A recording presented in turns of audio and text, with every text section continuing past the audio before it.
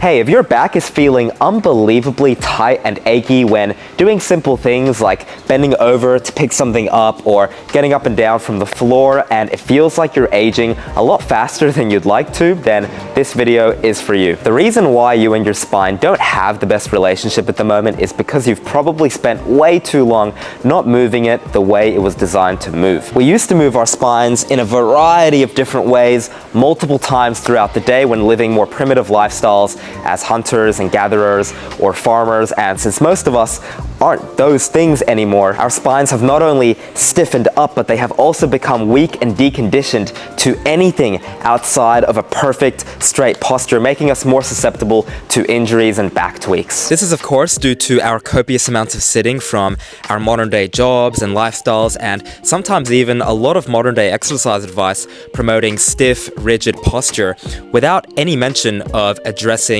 moving through more full ranges of motion to counteract this stiffness and rigidity. So in this video, I'm going to take you through 4 fundamental mobility drills that are going to start improving your spine's range of motion, strength, and fluidity so it can stop feeling like a plank of wood. If you want to skip straight ahead into the information, be my guest, go right here. I'm just going to quickly tell my story because I wouldn't be here without it. So we've all heard that phrase, you're only as old as your spine, and I think we have all realized the truth in this at some point when we have tweaked our backs and have had that wake-up call realizing that once we exit our teens and early 20s, we have to be quite proactive in maintaining the health of our spines through exercise and stretching and strength work. I realized this a few years ago where I thought I was a pretty physically fit person. I mean, I was working out almost every day, whether that was lifting weights or doing calisthenics, but what I didn't realize is that my spine itself was staying very straight and neutral. It wasn't getting the movement that it needed to stay healthy, and so when I started getting into other activities that demanded more out of my spine, like kickboxing, I realized how stiff and how vulnerable my spine was when I kept tweaking it. And I just remember one morning while I was shadow boxing very lightly to wake up, and my back was just going, ow. I just thought, like, what the fuck? Like, I'm 22 years old. It is ridiculous that I'm feeling this way. And so over the next few years, I went on a journey learning about mobility with the goal of hopefully feeling better in my late 20s than I did in my early 20s. And I'll be honest, my spine isn't where I want it to be yet, but I have come a long way since back then, and I'm hoping that's what I can help you with today. Up first, we have a wall curl. This dynamic stretch works on improving how well our spines can round. We can start off standing up against a wall. From there, we take a few steps out. We can bend the knees slightly, and then we're going to place a foam roller in between our forearms and our thighs. Now, if we don't have one, that's okay. The foam roller just makes this a little bit smoother. From here, we're going to start off by tucking our chin into our chest just as much as is comfortable. And then from there, we're going to slowly round the spine from top to bottom, curling off of the wall. Once the lower back comes off the wall, we're just going to reverse that motion, curling all the way back up from bottom to top. Now, the aim here is to try and segmentally peel off the wall, and what that means is that we want to peel off in a wave-like fashion rather than in a straight, stiff way. On the way up, we want to stay as rounded as you can, and if you visualize a keyboard running across your spine, you want to slowly curl back onto that wall one key at a time. So we want to get the lowest part of our lower back to touch first, then a little bit higher on that lower back, then we find the mid back, and then we finish off with the upper back and the neck. So this not only improves how much our spines can round, but how fluidly it moves as well. When you're ready, you can start layering on some strength throughout this full range of motion by just holding on to some weight. And you can also play around with the distance between your feet and the wall and how bent your knees are to find a position that's most comfortable for you. Next up, we have a thoracic extension, which is going to work on opening up the upper back as it gets so locked up and restricted from hours and hours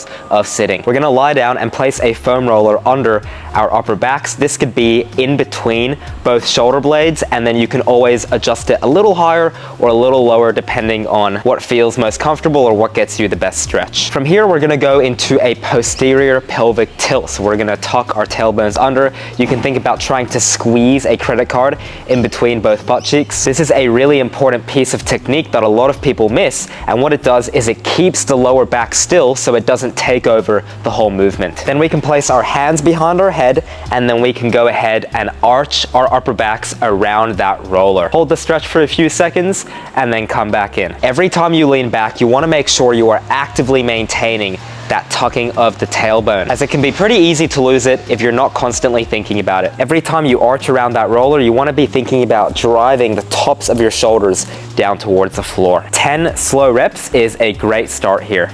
Now, if you don't have a foam roller, then a convenient alternative is the seated thoracic extension. You're going to start off by tucking your tailbone under again, just like we did on the floor. Think belt buckle to belly button. Then you're going to place your hands together in a prayer position, and you're going to glue your hands to your chest and your fingers to your chin. This is going to make sure that your neck doesn't take over the movement. And then from there, you're going to arch your upper back as much as you can, opening up your chest without losing that tucked tailbone. Hold it for a few seconds, then round forward again. To make this drill a little bit more effective, we can bring our knees closer to our chest by elevating our feet or just sitting down on a lower elevation. The higher your knees are, the more it'll stop your lower back from moving, helping you get the most amount of movement from your upper back as possible. There's no need to go overboard on this though. Just elevate the knees as much as is comfortable. We don't want to feel our hips more than our back. 10 to 20 reps here will do the trick, and it might be really interesting for you just how it was for me when you first discover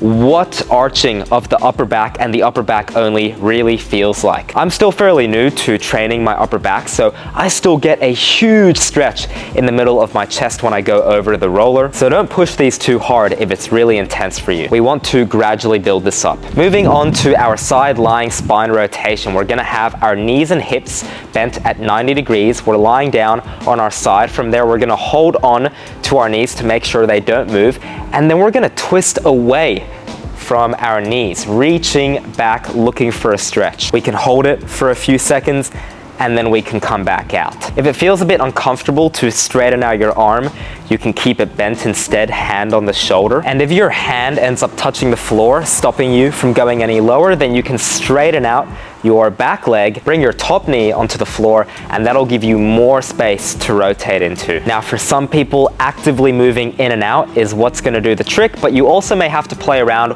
with longer holds, 30 to 60 seconds in that stretch. Now, if you wanna build some strength on top of this, then you can start adding some weight. You can either straighten out your free arm, making sure that your shoulder blade stays pushed forward, using the strength of your spine to control the weight down, and then to rotate it back up. You can also rest the weight on your shoulder, which can be a more comfortable option for some. 10 slow reps on each side is a great start, but keep in mind, some people may respond better to longer holds. It's also good to keep in mind that weight doesn't necessarily have to be used to build strength. Sometimes people need weight to actually improve their mobility. So the way in which we do these stretches really depends on the individual. Our fourth and final drill is a standing side bend. Start off with your feet at shoulder width apart. If you struggle with balance, you can go wider. Then you're going to place your arms over your head and bend down to the side without rounding or arching your back. Try and hold this for 3 to 5 seconds before coming out, taking a deep breath, and then going back in. As you go down, you want to be thinking about squeezing your obliques, the side of your body, to pull yourself in. It can feel really uncomfortable, really mentally painful at first, but if you stick with it for a few weeks, you're gonna notice just how much more comfortable your spine is in these end range of motion positions, in these positions where we are the weakest and the most vulnerable. Once again, when we start getting comfortable with simply moving our spines through a full range of motion, we can start layering in some strength to fortify it. We can think about trying to drop our weight as close to the floor as we can, holding that end position for a few seconds, followed by trying to pull that weight up as high as we can. Holding onto that weight with one hand can also bring you in to a deeper stretch. Anywhere between 5 and 10 reps is a good start, as long as you've chosen a weight that feels safe for you. So those 4 mobility drills just covered the 4 ways that our spines can move in. If we target these 4 motions on a regular basis, whether it be through stretching or through strengthening, or ideally through both, then our spines are gonna feel much better, and they're also gonna last much longer. If taken lightly enough, all of these drills can be done on a daily basis, but the intent of mobility training training is to train our spines. And if we train our spines with intensity and effort, especially when we start to bring in those weights, we're gonna need anywhere from a few days to a week of recovery before going back into it. Just like with traditional strength training, you wouldn't do bicep curls every single day because your bicep would just get overly sore and it would become quite counterproductive. So keep that in mind when you start implementing these mobility exercises. Thank you so much for watching. I can't wait to share more of what I learned on this mobility journey, and let me know if you have any questions down in the comments below.